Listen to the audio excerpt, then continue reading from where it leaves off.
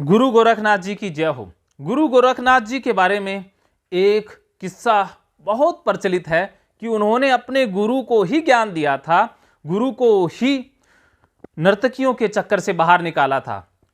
कैसे मच्छिंद्र नाथ जी नर्तकियों के मोह में फंस गए थे और कैसे गुरु गोरखनाथ जी ने उन्हें बाहर निकाला, आज के इस वीडियो में आप यही जानने वाले हो। गुरु गोरखनाथ जी के जो गुरु हुए हैं वो हुए हैं मच्छिंद्र नाथ जी। जो शिक्षाएं हैं, मच्छिंद्र नाथ जी की शिक्षाएं काफ़ी महत्वपूर्ण हैं और उन्होंने अपना सारा ज्ञान गुरु गोरखनाथ जी को ही दिया था। इससे पहले कुछ घटनाएं ऐसी घटी, उनके बारे में जानना बहुत आवश्यक है कि मच्छिंद्र नाथ जी को ज्ञान कैसे प्राप्त हुआ। इसके बारे में कई कहानियां बहुत प्रचलित हैं। एक बार कहा जा रहा है कि भगवान शिव पार्वती जी को ज्ञान दे रहे थे, तो पार्वती जी, माता पार्वती जी सो जाती हैं। तो एक मछली, जब बहुत बड़ी मछली थी, जो मच्छी था एक प्रकार का, तो वो हुंकारे भरता रहा और शिव भगवान ज्ञान देते रहे। तो आगे हुआ क्या कि जब शिव भगवान ने पार्वती से पूछा कि आपको ज्ञान प्राप्त हो गया, तो देखा तो पार्वती माता सोई हुई थी। तो फिर भगवान शिव कहते कि पार्वती जी आप सोए हुए हो, तो ये हुंकारे कौन भर रहा था?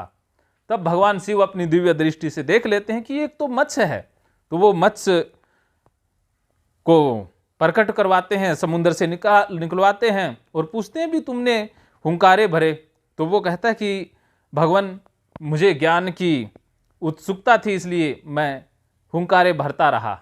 तो भगवान शिव कहते हैं कि तूने धोखे से ज्ञान प्राप्त किया है, इसका दंड तुझे मिलेगा, इसका तुझे श्राप मिलेगा। और आखिर तूने ज्ञान तो प्राप्त कर ही लिया है, ज्ञानी तो तू हो गया है, इसका लाभ भी तुझे मिलेगा। तो दंड का प्रावधान भगवान शिव ने ऐसा बताया कि ये ज्ञान तुझे बहुत काम आएगा, लेकिन एक समय ऐसा आएगा कि ये ज्ञान तू भूल जाएगा। तो मच्छिंद्र नाथ जी के बारे में ये किस्सा भी प्रचलित है।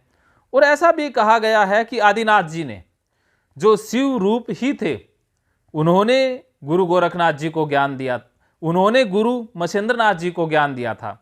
अब जब कहा जाता है कि श्राप का प्रभाव हुआ, तो वो किसी वन में जा रहे थे, मच्छिंद्र नाथ जी ज्ञान देते रहते थे और उनका एक शिष्य भी था जिसका नाम गुरु गोरखनाथ जी था। तो शिष्य उनके साथ नहीं थे, वो एक वन में चले गए। वन का नाम था कतली वन, और उस कतली वन में कमला और मंगला नाम की नर्तकियां रहती थी। वो उस वन में पूरा साम्राज्य कायम करके रखती थी और उस वन में उन्होंने अपना पूरा प्रभाव जमाया हुआ था। उसमें महिलाएं ही रहती थी। वो भोग विलास में, नृत्य में, मुजराओं में लिप्त रहती थी। तो मच्छिंद्र नाथ जी जब वहां पहुंचे तो उनके ऊपर उन नर्तकियों का प्रभाव छा गया और वो अपना ज्ञान धीरे धीरे भूलने लग गए और उनके साथ ही रहने लग गए और भोग विलास में, नृत्य में लिप्त हो गए। तो ये बात जब गुरु गोरखनाथ जी को पता चली, तो गुरु गोरखनाथ जी गुरु को छुड़ाने के लिए जाते हैं। तो जैसे ही वो कतली वन में जाते हैं, कतली वन का जो क्षेत्र है वो बताया जाता है कि असम के आसपास का क्षेत्र है और वहाँ पर जो बौद्ध धर्म का प्रभाव था वो ज़्यादा था। और ख़ास करके बौद्ध धर्म की एक धारा है वज्रयान, वज्रयान का प्रभाव वहाँ कुछ ज़्यादा ही पड़ गया था। और वज्रयान एक विकृत धारा है, उसके बारे में आप अगले वीडियो में जानोगे। तो अब हुआ क्या कि जैसे ही गुरु गोरखनाथ जी वहाँ पर जाते हैं कतली वन, तो वहाँ पर नर्तकियों ने उन्हें रोक लिया कि यहाँ पर सिर्फ महिलाएं ही आ सकती हैं, पुरुषों का प्रवेश निषेध है। तो गुरु गोरखनाथ जी को अंदर प्रवेश नहीं मिला। तो गुरु गोरखनाथ जी एक तरकीब लड़ाते हैं, वो नर्तकी का ही वेश धारण कर लेते हैं और घुंघरू बजाते हुए नर्तकियों के मंडली में ही शामिल हो जाते हैं और नर्तकियों की मंडली में शामिल हो जाते हैं और नृत्य करते हैं। तो जैसे ही वो नृत्य करते हैं तो उनकी जो पाजेब है उसमें से एक आवाज़ आती है कि जाग मच्छिंदर जाग, गोरख आया, जाग मच्छिंदर जाग, गोरख आया। तो जब मच्छिंद्र नाथ जी नृत्य को देख और सुन रहे होते हैं तो ये अचंभित हो जाते हैं और कहते हैं कि ये आवाज़ कहाँ से आ रही है।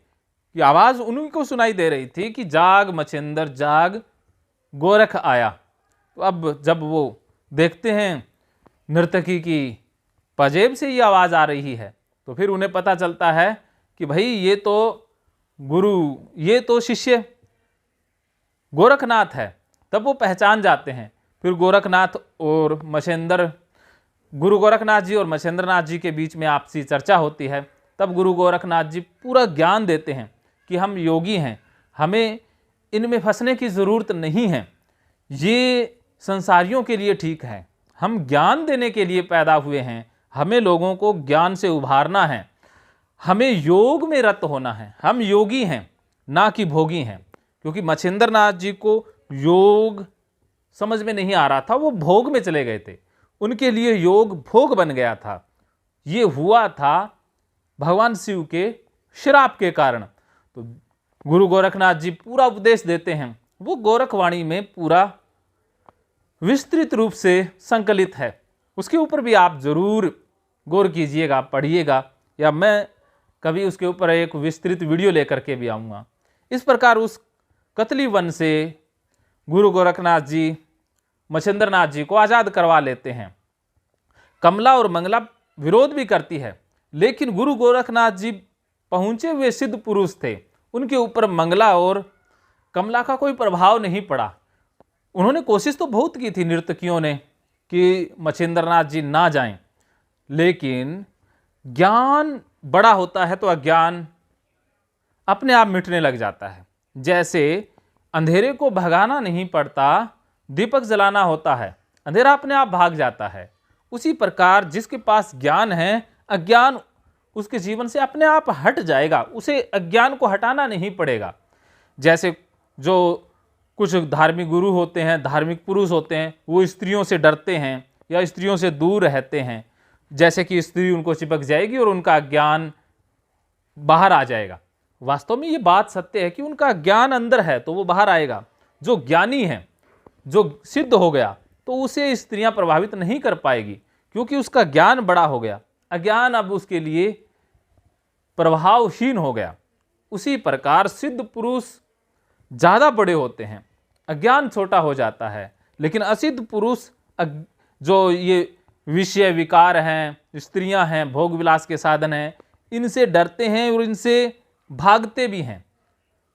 क्यों भागते हैं? क्योंकि उनके पास अधूरा ज्ञान है ना। लेकिन जो पहुंचा हुआ है वो उसमें रह करके भी लिप्त नहीं होगा। जैसे राजा जनक हुए हैं। राजा जनक ना तो घर छोड़कर गए थे, ना ही सन्यासी हुए, फिर भी महायोगी हो गए, महाज्ञानी हो गए। तो ज्ञानी इंसान सब कुछ करता हुआ भी विरक्त रहता है, अलिप्त रहता है। यही भगवान श्री कृष्ण गीता में बता रहे हैं कि तू सब कुछ करता हुआ भी अकर्ता हो जाता है, तू किसी को मारता हुआ भी पाप से मुक्त हो जाता है। तो गीता की शिक्षाएं और गुरु गोरखनाथ जी की शिक्षाएं बहुत महत्वपूर्ण हैं हमें जीवन में दुखों से मुक्ति दिलाने के लिए, शांतिमय जीवन जीने के लिए। तो इस प्रकार गुरु गोरखनाथ जी मछिंद्र नाथ जी को आज़ाद करवा लेते हैं। लेकिन अगर मनुष्य ऐसा प्राणी है जो किसी भी भाव में या किसी भी संगति में ज़्यादा दिन रह जाए तो उसके ऊपर प्रभाव आ जाता है, उसके माइंड के पैटर्न बन जाते हैं, न्यूरल पैटर्न ऐसे विकसित हो जाते हैं। तो गुरु गोरखनाथ जी जब ले तो आए मछिंद्र जी को, लेकिन मन उनका वहीं भाग रहा था, वहीं बार बार जा रहा था। तब गुरु गोरखनाथ जी एक पहाड़ को सोना बना देते हैं और कहते हैं कि गुरुजी मछिंद्र नाथ जी, आपने जो सोना पहना है वो तो थोड़ा सा है, सामने देखिए पहाड़ है, तो आप पहाड़ का मजा लीजिए, ये गले वाला सोना निकाल दीजिए। तो उनका कहने का मतलब क्या था कि आप बाहर विषयों में भाग रहे हो, उनमें जो रस है उन विषयों में नहीं है, वो रस अंदर है। तो अंदर हमारे इतना रस है कि अगर आप अंदर का रस पी लेते हो तो बाहर रस पीने की जरूरत नहीं पड़ेगी। तो ये सांकेतिक है, बहुत सारे सिंबॉलिक इस्तेमाल किए गए हैं, तो उनके ऊपर फिर कभी हम बात करेंगे। आज की इस वीडियो में इतना ही। मानो तो मौज है, वरना समस्या तो रोज रोज है।